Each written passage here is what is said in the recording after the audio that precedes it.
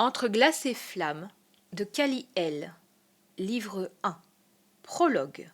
Dans une galaxie lointaine, au cœur de la nébuleuse d'Orion, se trouve le monde de Lyre. Cette planète, créée par les dieux Ora et Norion eux-mêmes, est composée de 6 contrées aux caractéristiques étonnantes. Jadis baignée de magie, Lyre fut cependant le scénario d'une guerre aussi longue que sanglante. Au commencement, Dieu et homme vivaient en parfaite harmonie sur Lyre, si bien que les deux divinités firent cadeau aux humains de pouvoirs extraordinaires. Malheureusement, certains humains, avides de pouvoir, n'hésitèrent pas à remettre leur terre à feu et à sang, afin de s'approprier ce qui ne leur appartenait pas. On compta de nombreux morts, des actes cruels furent perpétués, au nom d'une soif de pouvoir qui ne tarissait pas. On nomma cette époque l'ère noire. Les dieux durent intervenir, mettant fin à la guerre, Ora et Narion décidèrent, dans le but de préserver ces terres sacrées, d'ôter toute magie aux Lyriens. Ils souhaitaient éviter que même erreur se reproduise. Ils quittèrent ensuite la terre des hommes, puis partirent rejoindre les leurs dans l'Empyrée. Avant leur départ, 6 grandes familles furent désignées dans chaque continent. En leur sang pur coulait l'essence même de Lyre. Il est de leur devoir de perpétuer la lignée et de préserver l'équilibre de leur univers. Il est de coutume que chaque lignée royale engendre 2 héritiers, pas un de plus, pas un de moins. Ainsi, tous les 30 ans, depuis des siècles, 6 femmes et 6 hommes naissent le jour du solstice d'hiver. C'est ce moment où chaque étoile de la constellation du Loup est parfaitement alignée, que ses enfants successeurs voient le jour. Les élus doivent s'unir entre eux afin de garantir la pureté de leur sang. Personne n'a jamais osé vérifier ce qu'il se passerait s'ils décidaient d'épouser un autre que celui que la sphère leur aurait désigné à leur 19e anniversaire. Note manuscrite anonyme. Chapitre 1. Anya. La neige tombe en épais flocons sur les terres lyriennes, et ce depuis plusieurs semaines. J'ai beau avoir vécu en ces lieux depuis ma plus tendre enfance, je n'ai de cesse d'être étonné par ces paysages aux sommets enneigés, lorsque le ciel et la terre ne font plus qu'un à l'horizon, tant les nuages sont bas et le sol est baigné d'un blanc immaculé. Chacune de mes escapades clandestines est source d'émerveillement. Moi, qui ne me lasse jamais d'explorer ces contrées pourtant glacées et inhospitalières aux yeux des étrangers. Je relève mon visage vers le ciel. Ma capuche rouge carmin, à l'instar de ma pelisse, glisse vers l'arrière de mon crâne. De minuscules monticules blancs se déposent rapidement sur ma chevelure sombre ainsi que sur ma peau. Je suis du regard, non sans fascination, la trajectoire du griffon qui plane à plusieurs mètres au-dessus de ma tête, jusqu'à ce qu'il regagne son nid, dans l'une des cavités de la falaise.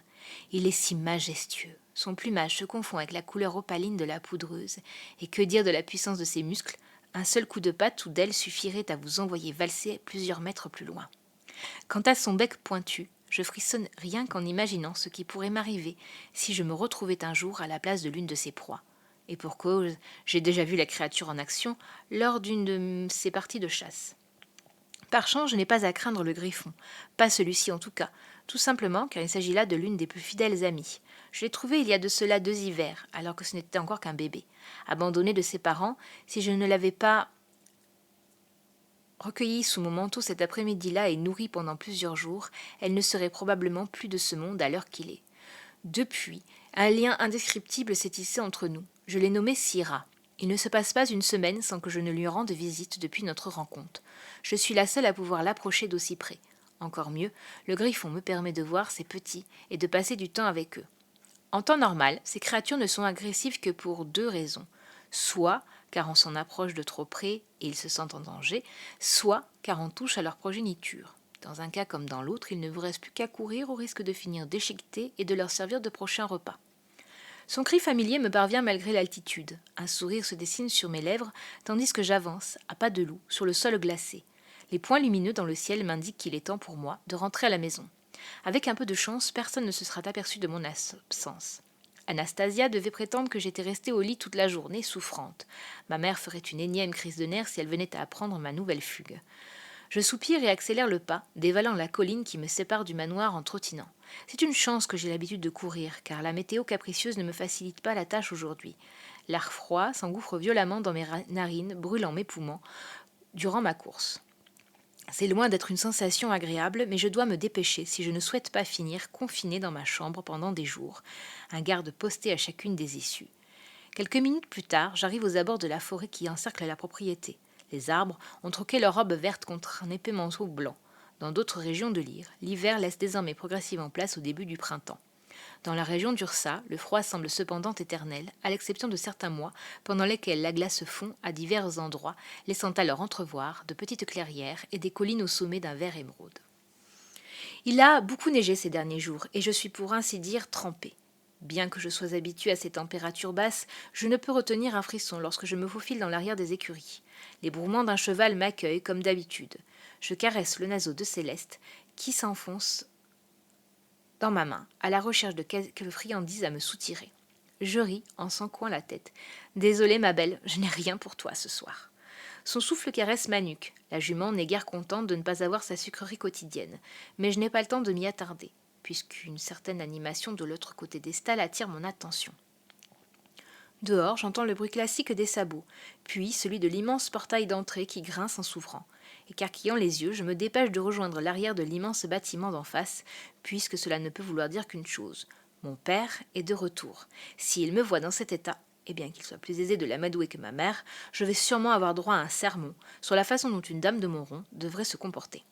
Bien sûr, ce n'est certainement rien comparé à la scène à laquelle j'assisterai si, par malheur, je tombais sur ma génitrice. Passant ma tête par l'embrasure de la fenêtre de ma chambre que j'ai demandé à Anastasia de ne pas verrouiller, je constate soulagée que personne ne m'y attend. Je grimpe sur le muret, mets un pied sur l'encadrement et me hisse afin de me glisser habilement à l'intérieur de la pièce. La chaleur des flammes crépitantes au cœur de la cheminée est la bienvenue. Ayant à peine le temps de fermer le ventail, voilà que la poignée de la porte tourne, me faisant sursauter. « Mademoiselle !» Anastasia est de retour. Ses prunelles rondes et expressives s'agrandissent comme des soucoupes en découvrant l'état dans lequel je me trouve. Il faut dire que l'image que me renvoie le miroir de ma chambre, à cet instant, justifie sa réaction. Mes vêtements sont tellement humides qu'ils me collent à la peau. Mes cheveux désordonnés ondulent en une épaisse crinière sauvage. Et que dire de mes joues et de mon nez rougi par le froid. En somme, je suis loin d'être présentable. « Oh mon Dieu, votre père va nous tuer. Non, correction, me tuer. N'avez-vous donc aucune considération pour m'affliger ainsi de telles angoisses ? Vite, votre mère demande à vous voir. » J'éclate de rire, voyant la servante s'agiter dans tous les sens en panique. Il a toujours été ainsi avec Annie, comme je la surnomme affectueusement. La domestique s'occupe de moi depuis ma naissance et me connaît mieux que quiconque. Je l'aime profondément, ne voyant pas seulement en elle ma gouvernante, mais bien plus que cela. C'est une amie, une seconde mère. Annie est celle qui supporte sans cesse mes caprices, qui essuie mes larmes quand rien ne va, celle qui me rassure dans les moments de doute et qui m'offre son soutien inconditionnel. Cette femme est la seule à me voir telle que je suis vraiment, à comprendre ce besoin de liberté si fort que j'éprouve, lorsque rester prisonnière dans ma cage dorée devient trop difficile. Des yeux rieurs, un brin grassouillette et surtout d'une gentillesse sans borne, je ne peux que lui être reconnaissante pour tout ce qu'elle fait pour moi. « Personne ne mourra, Annie, tu exagères, réponds-je amusée, alors qu'elle me dévisage d'un regard réprobateur. Sans prendre la peine de me répondre, mais faisant claquer sa langue d'exaspération. Annie s'avance, me débarrassant de mes habits mouillés. Elle grimace en étendant près de la cheminée le pantalon et la tunique que je portais quelques secondes plus tôt, afin de les faire sécher, puis marmonne des mots que je ne parviens pas à comprendre, comme d'habitude. Je ne peux retenir un rire, mais me tais lorsque la gouvernante me fusille du regard en étendant une robe crème ainsi que des jupons sur mon lit, ce qui me fait à mon tour grogner. Je supporte mal toutes ces couches de tissu sur moi. C'est à peine si j'arrive à respirer avec ces maudits corsages. De la pure torture, voilà ce que c'est. « Je suis vraiment obligée de porter tout ça ?» demandai-je implorante. Ignorant superbement ma moue de désespoir, Annie m'oblige à me placer devant ma coiffeuse avant de me vêtir rapidement. Je manque de m'évanouir quand d'un geste ferme, elle tire sur les ficelles du corset. Qui diable a pu inventer un pareil supplice ? Ce ne peut être qu'un homme. Plaisant pour leurs yeux, mais inconfortable pour nous. Je souffle, mécontente, me tenant fermement au rebord du meuble pour ne pas tomber. Puis, soupir de soulagement lorsque je suis entièrement habillée, bien que je me sens désormais tel un morceau de gibier ficelé dans cette tenue. J'en viens même à suspecter Annie de s'amuser de la situation. Je la dévisage avec méfiance. « Serais-tu en train de te moquer de moi ?» La bonne femme lève les yeux au ciel, habituée à mes extravagances, comme ma mère appelle mes plaintes récurrentes de ce genre. « Bien évidemment, grommelle-t-elle en me faisant m'asseoir sur la banquette, afin de tenter de dompter ma crinière hirsute. 10 minutes plus tard, comme par magie, je ne ressens plus à la petite sauvageonne qui était passée par la fenêtre de ma chambre. J'ai l'impression de faire face, non pas à mon reflet, mais à celui d'une étrangère. Cette petite poupée de porcelaine que je vois ne me plaît guère, et pourtant c'est ainsi que mes parents aimeraient que je sois continuellement. C'est donc sans grand enthousiasme que je quitte ma chambre lorsqu'Annie m'en congédie en agitant les mains et vais rejoindre mes parents. Je fronce les sourcils face à l'excitation inhabituelle que je remarque chez ma mère lorsque je passe le seuil de la porte du salon. Cela ne me dit rien qui vaille. Méfiante, je m'avance vers l'impératrice d'Ursa, affichant un sourire contrit. « Mère, que se passe-t-il » Elle s'était à peine aperçue de ma présence, si bien qu'elle saute quasiment de joie en m'entendant. Quelque chose ne tourne vraiment pas rond. Je plisse le nez, hésitant entre la rejoindre ou faire demi-tour sur le champ. Il est rare que ma mère laisse libre cours à ses émotions devant ses enfants. Elle qui paraît à l'accoutumée si froide et dure, son comportement ne fait qu'accroître mes soupçons. D'ailleurs, j'ai à peine le temps d'ouvrir la bouche que je me retrouve attirée contre la poitrine de ma génitrice. Gênée par cette marque d'affection aussi soudaine, je n'ose pas bouger, restant les bras ballants le long de mon corps et ne sachant que faire de mes mains. « Vous portez-vous bien? Êtes-vous souffrante ?» risquai-je en reculant, car je commence à manquer d'air. « Ne dites pas de sottises, Anya, voyons, bien sûr que je vais bien. » Je l'observe. Elle semble de si bonne humeur, avec ce sourire ravi aux lèvres. Peut-être que finalement, il ne vaut mieux pas que je sache ce qui rend ma mère aussi euphorique. Pour des raisons qui m'échappent, je suis certaine que cela me concerne et que je n'apprécierais pas d'apprendre ce quoi il en retourne. Aujourd'hui est un jour spécial pour nous tous, Anya, mais principalement pour vous et votre sœur. D'ailleurs, où est-elle ? Je hausse les épaules, n'ayant aucune idée des occupations auxquelles Elena s'adonne, mais c'est cet instant que mon père choisit pour refaire irruption dans la pièce. Ma mère me jette quasiment dans ses bras. Moi, je reste bouche bée, me demandant si je ne suis pas endormie quelque part et si je ne nage pas en plein rêve ou cauchemar. Tous mes sens en alerte m'indiquent qu'il s'agit plutôt du deuxième choix, particulièrement lorsque je remarque pour la première fois le bout de papier orné du sceau des anciens que ma mère tient entre ses doigts. Mon cœur fait un saut dans ma poitrine. « Oh, Richard, enfin !» Mon père me dévisage interrogatif, mais totalement perdu dans mes pensées, je remarque à peine. Cette lettre, je ne peux en détacher mon regard. Faites que ce ne soit pas ce que je crois, ce n'est pas possible, pas maintenant. Je serre les dents, priant dans toutes les divinités pour que ce ne soit qu'une grande coïncidence. Mon anniversaire n'aura lieu que dans plusieurs semaines après tout. J'avais espéré avoir un peu plus de temps. Voyons, Catherine, que vous arrive-t-il ? Sans plus de cérémonie, l'impératrice agite le parchemin sous le nez de son époux. Le visage de ce dernier s'éclaire alors que le mien ne cesse de s'assombrir. Aussi tendu que la corde de mon arc, mes doigts agrippent le dossier du fauteuil, se trouvant à ma droite. Je m'y refuse, je ne veux pas, pitié. Semblant enfin se souvenir de la présence de leur fille dans la pièce, Richard et Catherine se tournent vers moi. L'empereur arque un sourcil, m'observant d'un œil soucieux. « Vous êtes d'une pâleur. Êtes-vous souffrante ? Où est votre sœur ?» En guise de réponse, je secoue la tête, souhaitant en venir au plus vite. « Je me suis peu nourrie ce midi, père, voilà tout. Je ne sais pas où est Elena, mais vous vouliez m'annoncer quelque chose, mère ?» Je soude mes yeux aux siens, sans réussir à lui retourner son sourire, car je sais pertinemment que ma mère détient à cet instant mon avenir entre ses mains. Des petits pas précipités se font entendre. C'est le moment où ma sœur décide enfin de nous honorer de sa présence. Catherine sourit de plus belle en la voyant. De mon côté, je trépigne d'impatience, mon angoisse allant crescendo. Elle va le dire à la fin. Je ressens le besoin d'entendre ces mots que je redoute tant jaillir de la bouche de ma mère, afin de réaliser enfin ce qui est en train de se produire. Nez plissé, lèvres pincées, j'observe ma jumelle et toute sa magnificence venir illuminer le salon, alors qu'elle serre notre père dans ses bras frêles. Elena a toujours été plus à l'aise que moi lorsqu'il s'agit de mondanité, et se fond à merveille dans ce monde dans lequel nous avons grandi, contrairement à moi. Alors que petite, je courais partout faisant les 400 coups, ce qui ne va pas vraiment changer depuis, soyons francs. Elena, elle, jouait sagement aux poupées et faisait des caprices à nos parents afin d'obtenir les dernières robes à la mode. Ça non plus, ça n'a pas changé. Nous sommes le jour et la nuit, des parfaits opposés, le feu et la glace, le soleil et la lune. En réalité, nous n'avons en commun que notre nom et notre jour de naissance. Très féminine, ma sœur est toujours soigneusement habillée et porte grande importance à son apparence, sans pour autant en être superficielle. Elle a hérité des traits de notre mère, des yeux caramel ainsi que d'une chevelure bouclée et aux couleurs chaudes rappelant les feuilles des arbres à l'automne. Ses traits sont doux, son regard ambré dégage une sorte d'innocence candide qui fait fondre tout mon entourage. Sans compter ses formes voluptueuses qui plaisent énormément aux hommes. De mon côté, j'ai les cheveux légèrement ondulés, ils ne bouclent que lorsque je les mouille, et encore là, mes boucles sont plus rebelles que celles de ma sœur.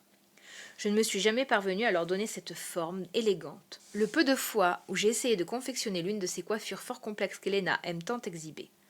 Ressemblant davantage à notre père, la couleur de mes cheveux tire plus vers l'ébène que vers le marron cuivré de ma jumelle. Mes yeux, eux, forment un ensemble de vert grisé avec des touches noisettes.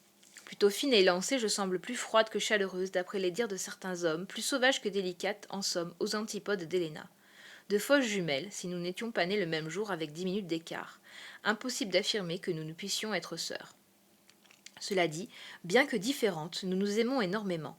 Je ne comprends pas toujours sa passion pour la dentelle et la belle couture, mais lorsque j'ai besoin de me confier, je sais que je peux compter sur elle et inversement. La patience d'Helena s'avère sans limite. Elle se montre bonne conseillère, servant souvent de rempart entre les exigences de nos parents et mon entêtement à ne jamais me plier aux règles. La voix aiguë de Catherine me fait sursauter, me tirant de mes pensées. Helena, où étiez-vous? Cela fait un bon quart d'heure que nous vous attendons. Enfin, peu importe, j'ai quelque chose d'important à vous annoncer, mes enfants. Le grand jour, celui que nous attendions tous, est enfin arrivé. J'ai entre mes mains un missif des anciens, nous priant de nous rendre à Agram dans les plus brefs délais. Son sourire s'élargit, tout comme celui de tous les membres de cette famille, à l'exception du mien. Je me laisse tomber lourdement sur l'un des fauteuils du salon, regardant mes proches s'extasier devant ce petit bout de papier qui me condamne à une existence que je n'ai jamais choisie. Respire, calme-toi, m'intimai-je en me donnant du courage, mais l'air semble bloqué dans mes poumons. Les murs me donnent l'impression, tout à coup, de rétrécir, se refermant autour de moi, tel un piège. Sur le point de suffoquer, je sens l'angoisse s'emparer de tout mon corps, me faisant perdre pied. Mon père, jusque-là silencieux, me rejoint rapidement, s'accroupissant à mes pieds. « Anya, tout va bien? On dirait que vous avez vu un esprit, ma fille. » Lorsque je relève mon regard vers lui, je me rends compte que je pleure. Des larmes salées coulent le long de mes joues, sans que je ne puisse les contenir. Richard me scrute, soucieux, ne comprenant pas ma réaction. Comment pourrait-il se douter des raisons de mon mal-être? Après tout, ces deux enfants ont toujours su quel était leur destin, n'est-ce pas? Celui que, lui-même, avait dû affronter des années plus tôt, ainsi que son épouse et tous les autres héritiers de leur génération. Pourtant, même si j'ai toujours su ce qui m'attendait, j'avais naïvement espéré que ce jour n'arriverait jamais, que quelque chose viendrait l'empêcher, me libérant ainsi des chaînes qui m'attendent, une fois que la cérémonie aura lieu. Je prends les mains de mon père entre les miennes, tremblantes. « Je veux pas y aller. Je vous en supplie, ne m'y obligez pas, père, implorai-je. L'empereur se relève, secouant la tête, puis se tourne vers Catherine, cherchant du soutien auprès de sa femme. Ma mère s'avance, sourcils froncés. On ne pouvait pas dire que l'impératrice d'Ursa soit connue pour sa douceur, et ce, même avec ses enfants. Bien sûr, je l'entends parfois dire qu'elle regrette d'être aussi sévère, mais la vie l'est aussi. D'après elle, il faut qu'Helena et moi comprenions en notre tour qu'il est impossible d'échapper à notre destin. Assez. Vous savez aussi bien que moi que vous n'avez pas le choix. C'est ainsi depuis des siècles, et il est hors de question que ma propre fille cause le déshonneur de cette famille. Vous partirez toutes les deux pour Agram dans 2 lunes, et tout comme vos ancêtres, vous accomplirez votre devoir. Le sujet est clos. Son ton est catégorique et glacial. Même Helena rentre la tête dans les épaules, n'osant pas s'interposer entre nous. Incapable d'en entendre davantage, et parce que cela ne servirait à rien d'argumenter, je me précipite dans l'escalier afin de trouver refuge dans ma chambre, ignorant les appels de mes parents. Ma mère tente de me rattraper, mais Léna l'en empêche finalement. « Laisse-la, mère, Mais Helena l'en dissuade. « Laissez-la, mère, je vous en prie, elle a besoin d'être seule pour digérer tout ceci, » l'entends-je lui dire avant que je ne claque la porte. Je suis, depuis ce qui me semble des heures, allongée dans la même position fétale, serrant l'un de mes oreillers contre moi. Mes larmes sont taries, mais mon cœur, lui, est en miettes. Quelqu'un toque à la porte. Je me recroqueville davantage sur moi-même. « Je n'ai pas faim, » réponds-je d'une voix enrouée à force de pleurer. Il s'agit sûrement d'Anastasia qui tente, comme à son habitude, de me faire entendre raison. La porte s'ouvre finalement, non pas sur ma nourrice, mais sur ma mère. Que fait-elle ici? C'est la dernière personne que j'ai envie de voir. Je ne suis vraiment pas d'humeur à subir une nouvelle fois ces remontrances. Je ne le supporterai pas. Mais contre toute attente, Catherine s'avance silencieusement jusqu'à mon lit, puis s'allonge à mes côtés, avant de caresser mes cheveux d'un geste maternel. Je la dévisage, cherchant le piège dans son regard. Je n'y lis rien d'autre que des remords. Je suis désolée de vous avoir parlé ainsi. J'essaye de faire ce qu'il y a de mieux pour vous deux, mais je m'y prends pas toujours de la meilleure des façons. Surprise, je demeure dans le silence. Ma mère ne s'excuse jamais. Je l'en remercie mentalement, mais la laisse poursuivre. Vous savez, Anya, commente-t-elle d'une voix anormalement douce, j'étais comme vous à votre âge, si rebelle, si fougueuse. Je n'arrive pas à imaginer ma mère me ressembler, alors qu'aujourd'hui elle est tout le contraire. Nous sommes si différentes. Comme si elle lisait dans mes pensées, Catherine me s'égratifie d'un sourire chaleureux. Je sais qu'il est dur de me croire, et pourtant, votre pauvre père a dû s'armer de patience avant de réussir à m'apprivoiser. Je refusais catégoriquement qu'il m'approche. J'étais odieuse, une vraie peste. Elle lâche un sourire désarmant qui la rajeunit de plusieurs années. Non pas que les signes de l'âge soient gravés sur son visage, d'une beauté incontestable, mais elle a toujours l'air si stricte que la voir insouciante m'émeut de plus haut point. « Est-ce que vous l'aimiez quand vous l'avez épousé ?» demandai-je timidement. Ma mère réfléchit avant de répondre, comprenant que sa réponse sera déterminante. « Non, pas au début. Je l'ai fait par devoir. C'était ce que l'on attendait de moi. Je n'avais pas d'autre choix, comme toutes les femmes et tous les hommes de notre famille. Pourtant, au fil des mois, j'ai découvert un autre homme. Votre père multipliait les attentions afin de me conquérir et de gagner mon cœur. Aujourd'hui, je me rends compte que c'est la meilleure chose qui pouvait m'arriver. Après, vous deux, bien évidemment. Il s'était pris de vous, le questionnai-je dans un murmure, imaginant mon père plus jeune faisant la cour à ma mère. Oui, semblerait-il, et peut-être naître moi aussi, même si c'est arrivé un peu plus tard. Mais ma fierté et mon envie d'aller à l'encontre des règles aveuglaient mon jugement le concernant. Tout cela pour vous dire que lorsque la sphère choisira l'homme avec lequel vous partagerez votre vie, ce sera pour une bonne raison. Je suis certaine qu'ensemble, vous réussirez de grandes choses. Les étoiles ne se trompent jamais, Anya, ne l'oubliez pas. Je me contente de hocher la tête, un peu plus sereine à la suite de ces mots échangés. Je ne suis pas certaine de pouvoir aimer un homme que je n'ai pas choisi d'épouser, mais pour ce soir je préfère laisser ma mère me bercer d'illusions. J'essaye de me convaincre que peut-être ce ne sera pas aussi terrible que ça a l'air, et que quelque part subsiste cet infâme espoir que je trouve le bonheur au bout du voyage qui m'attend.